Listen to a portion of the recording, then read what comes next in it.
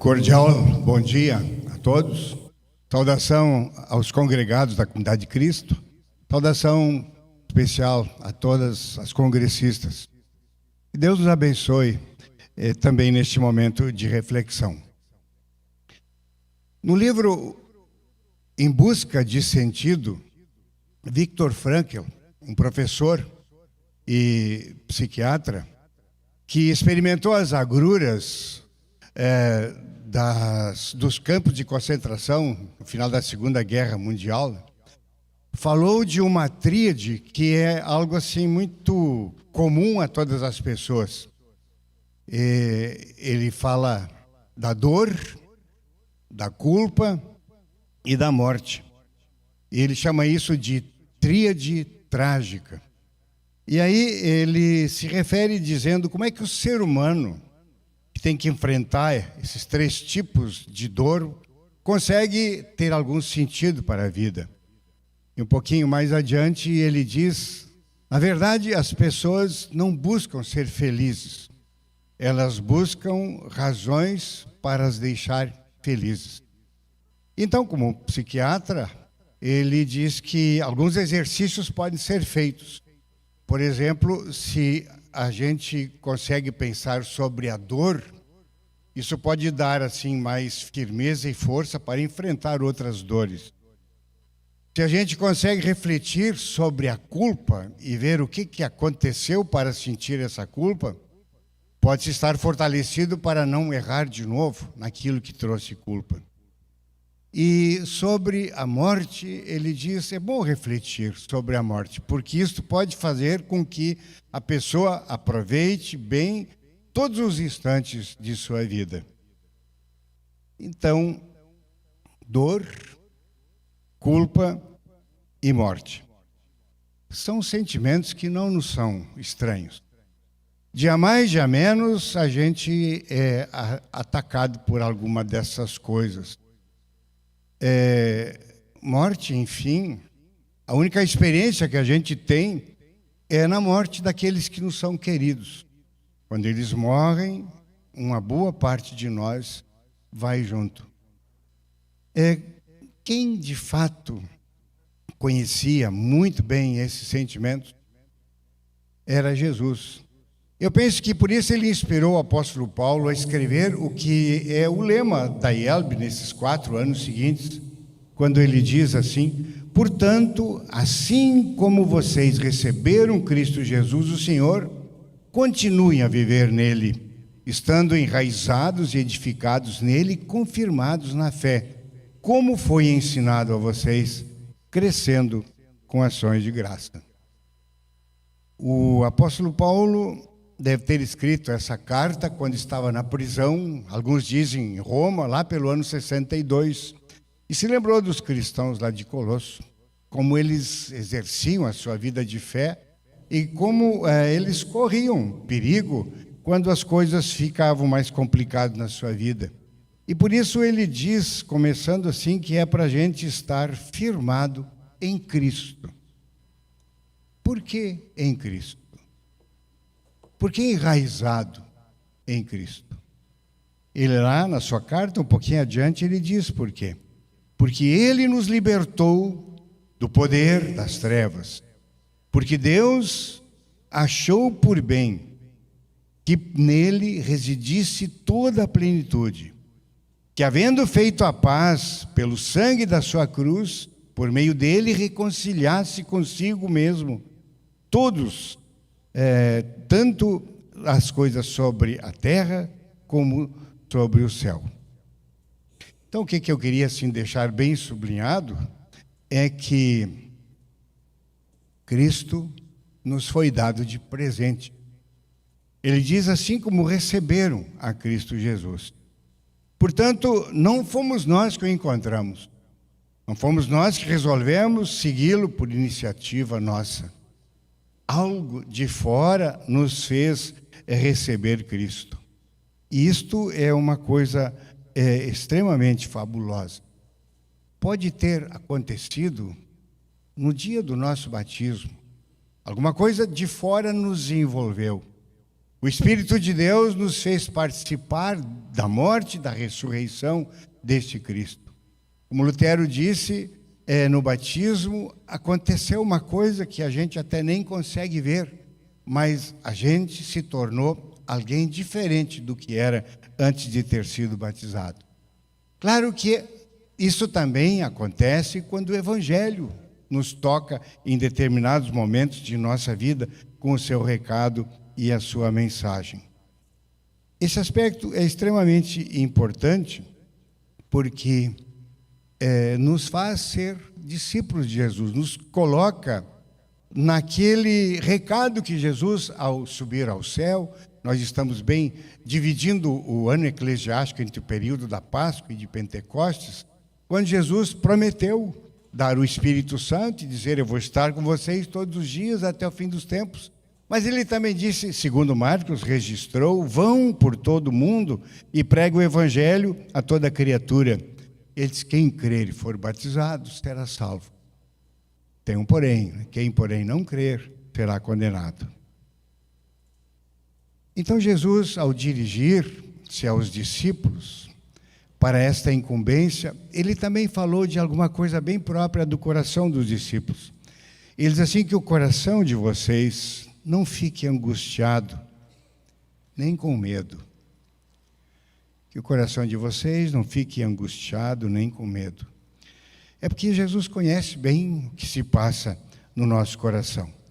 E ao dizer essas palavras, ele queria dizer que, de fato, ele conhece o que nós precisamos. E angústia, medo, culpa são coisas de um problema maior, no qual nós ficamos colocados por causa do pecado. Esse problema maior é uma separação entre o Criador e nós, criaturas.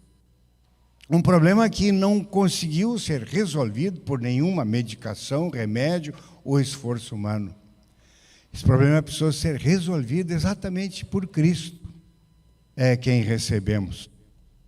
Um pouquinho adiante, né, o apóstolo fala a respeito disso, quando ele diz assim: quando vocês estavam mortos nos seus pecados e na incircuncisão da carne, ele deu vida juntamente com Cristo, perdoando todos os nossos pecados, cancelando o escrito da dívida que era sobre nós, o qual nos era prejudicial. Removeu-o inteiramente, encravando-o na cruz. Aqui, então, nos permite olhar aquelas três tríades, vamos dizer, aquela tríade, de uma forma diferente. Para a dor, eu sei que o mundo, farmácias, oferece um monte de remédio, ainda bem, graças a Deus, que colocou pesquisadores que nos aliviam muitas dores físicas. Também tem alguns remédios, né, para a dor da alma, mas aí a coisa é um pouquinho mais complicada. Para a dor da alma, nós precisamos daquele que conhece a nossa alma, daquele que deu sopro para que a nossa alma existisse. E ele é aquele que nos envolve lá no nosso coração.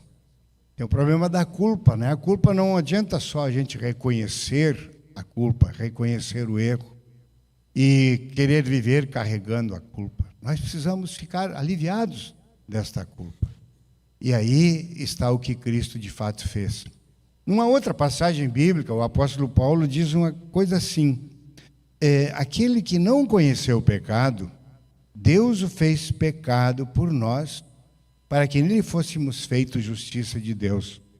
Dizem que Lutero deu uma forçadinha na tradução e traduziu assim: aquele que não conheceu o pecado, Deus o fez pecador por nós, para que nele fôssemos feitos justiça de Deus.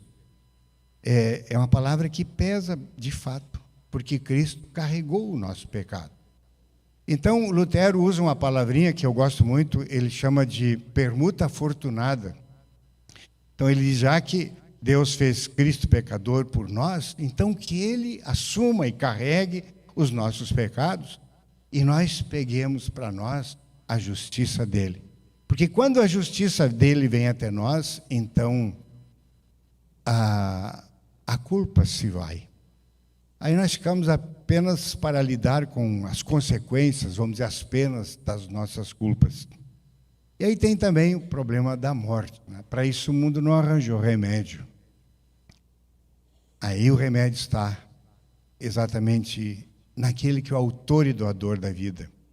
Eu leio no Evangelho, né, tem uma palavrinha que é diferente quando fala em vida, de a gente nascer, crescer, se alimentar, né, viver e morrer.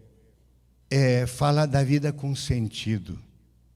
E a vida com sentido, ela tem em Cristo, que é a nossa vida. Pois Ele ressuscitou e disse: eu vivo, vocês também vão viver. E agora, quando Ele fala aos discípulos, Ele diz: a vida eterna é esta, que conheçam a mim e o Pai que me enviou. Então, na palavra, nós estamos enraizados assim que a própria vida eterna a gente já pode estar usufruindo aqui, ao conhecer e saber se perdoado por Deus. Por fim, vocês conhecem que se em Porto Alegre vem um temporal de 60, um vento de 60 km por hora ou mais, né? O estrago que faz. Pode haver árvores frondosas, mas vai haver ruas trancadas por elas caírem por raiz fraca ou podre. Eu vi que o pastor Teixeira um dia disse assim: sem raízes profundas, qualquer tempestade nos leva ao chão. Aplicando para a nossa vida, é a mesma coisa.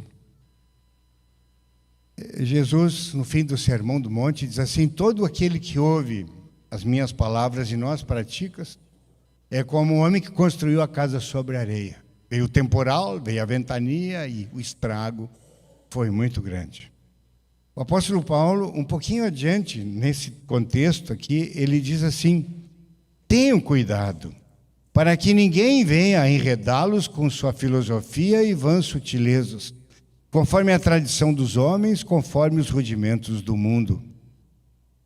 Então, sem conhecer a palavra, sem estar assim alicerçado na palavra, qualquer novidade que o mundo dá, ou qualquer momento em que a gente está tão desconfortável, seja com a dor, com a culpa, ou com o medo da morte, a gente pode se enrolar, como aconteceu com alguns lá da congregação de Colossos.